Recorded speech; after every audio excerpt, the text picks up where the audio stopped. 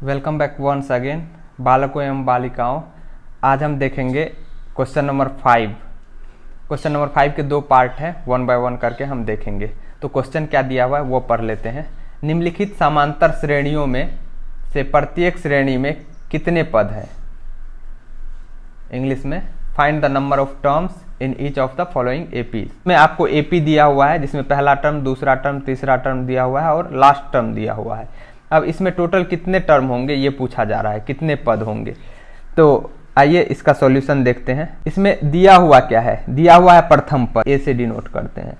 बराबर कितना है? प्रथम पद 7 है, 7। सार्व अंतर हमें निकालना है, दिया हुआ नहीं है। तो सार्व अंतर, जिसको इंग्लिश में हम कॉमन डिफरेंस कहते हैं, सार्व अंतर को इंग्लिश में कॉमन डिफरेंस कहते हैं और उसे डी से डिनोट करते हैं। तो कैसे निकालते हैं? कोई भी पद लीजिए, उसमें से जस्ट पीछे वाला पद घटा दीजिए। तो कोई भी पद लेंगे, तो यहाँ पे जैसे तीसरा पद ले रहे हैं 19, तो 19 लेंगे तो उसमें से क्या घटाना पड़ेगा? जस्ट पीछे वाला पद क्या है? 13। तो क्या हो जाएगा? 19 में से 13 घटाएंगे तो कितना आ जाएगा? 6 आ जाएगा। 6 हमारा क्या आ गया? सार्वंतर हो गया। लास्ट टर्म दिया हुआ है कितना? 205। तो हम मान लेते हैं एनवा पद जो है 205 है। तो एनवा पद को हम क्या लिखते हैं? an।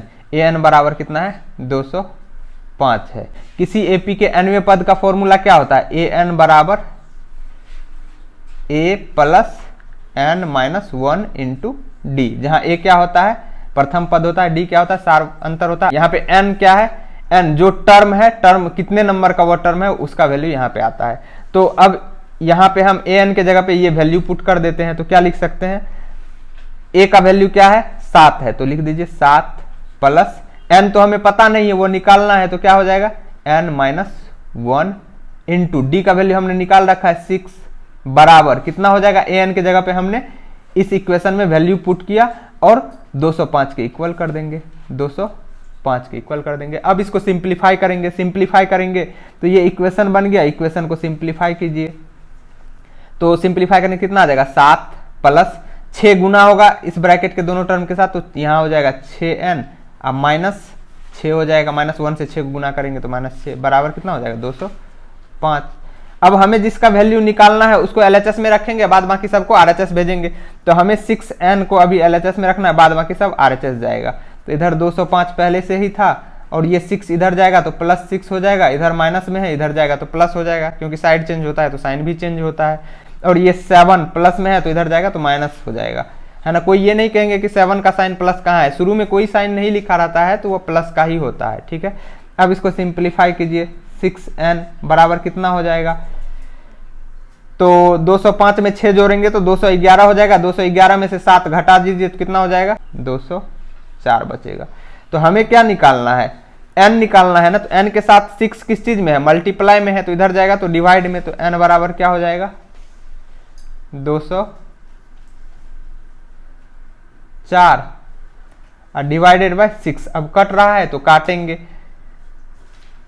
36 18 2 20 4 24 6 चौके 24। तो n का वैल्यू कितना आ गया? 34 आ गया। तो ये n जो निकला है क्या निकला है? n निकला है इस एपी में, जो एपी दिया हुआ है उसमें टोटल टर्म कितने हैं? n बराबर 34। तो total number of term in this AP कितना हो जाएगा? देयरफॉर दिए हुए एपी में पदों की संख्या बराबर कितना हो जाएगा? 34 हो जाएगा। यही हमारा आंसर हो जाएगा। तो इसमें किस फॉर्मूले का हमने यूज किया? an बराबर किसी एपी के nवें पद का फॉर्मूला क्या होता है? a plus n minus 1 into D होता है। वो फॉर्मूला हमने अप्लाई किया। अब इसी का दूसरा पार्ट जो है इसी क्वेश्चन का, वो हम देखते हैं। क्वेश्चन नंबर 5 का सेकेंड पार्ट, सेम चीज पूछा जा रहा है जो कि पहले पार्ट में पूछा गया था कि इस एपी में टोटल कितने टर्म होंगे। तो हमें पहला पद, दूसरा पद, तीसरा पद दिया हुआ है और अंतिम पद दिया हुआ है। इसमें टोटल कितना पद होगा? तो इसका सॉल्यूशन कुछ इस तरह करेंगे। दिया हुआ क्या है? यहां पे लिखना चाहे तो लिख सकते हैं, दिया है। दिया है क्या क्या दिया है? a बराबर, a मतलब प्रथम पद, यहाँ पे लिखना चाहे प्रथम पद तो प्रथम पद भी लिख सकते हैं, या नहीं तो डायरेक्ट ए लिखे तो ए भी लिख सकते हैं, क्योंकि अर्थमेटिक प्रोग्रेशन में ए से प्रथम पद को ही डिनोट किया जाता है। तो ए बराबर 18, आप एग्जाम में भी डायरेक्ट यूज कर सकते हैं, प्रथम पद न लिख करके आप ए लिख सकते हैं।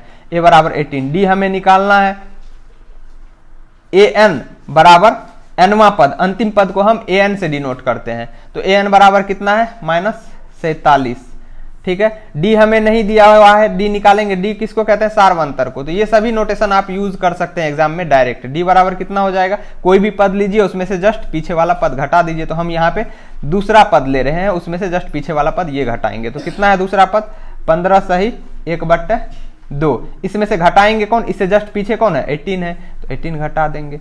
अब इसको सिंप्लीफाई कीजिए, कैसे होगा, ये मिक्स्ड फ्रैक्शन है तो इसको इम्प्रॉपर फॉर्म में कन्वर्ट कीजिए। कैसे करते हैं, हम बगल वाले को इससे गुना करके ये जोड़ देते हैं। तो 15 दूनी 30, 30 में 1 जोड़ेंगे 31, 31 आया तो यहाँ ऊपर लेंगे और नीचे जो है वही लिख देते हैं, फिर -18। अब इसको सिंप्लीफाई करेंगे तो कितना हो जाएगा, नीचे 2 आ जाएगा, यहाँ पे 31 -18 दूनी 36।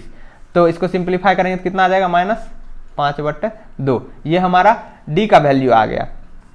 अब हम फॉर्मूला जानते हैं, क्या जानते हैं, ए एन बराबर क्या होता है, किसी एपी के एनवा पद का फॉर्मूला क्या होता है, ए एन बराबर a plus n minus 1 into d, जहां ए प्रथम पद होता है, डी सार्वंतर होता है, जिसको इंग्लिश में कॉमन डिफरेंस कहते हैं। तो अब वैल्यू रख दीजिए, यहाँ पे ए एन के जगह पे ये वैल्यू रखिए और ए और डी का वैल्यू हमें पता है तो वो वैल्यू इसमें पुट कर दीजिए। तो यहाँ पे क्या हो जाएगा, ए के जगह पे क्या आ जाएगा 18, अब plus n minus 1 into d, n तो हमें निकालना है, इंटू डी, डी कितना आया हमारा -5/2, तो -5/2। इसको सिंप्लीफाई कीजिए, बराबर कितने के हो जाएगा, -47 के, -47 के।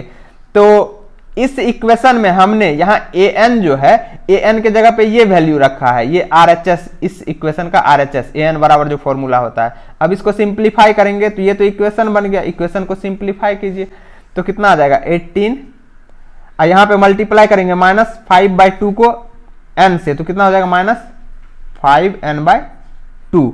फिर यहाँ -5/2 को -1 से मल्टीप्लाई करेंगे तो minus minus plus, plus 5/2 is equal to -47।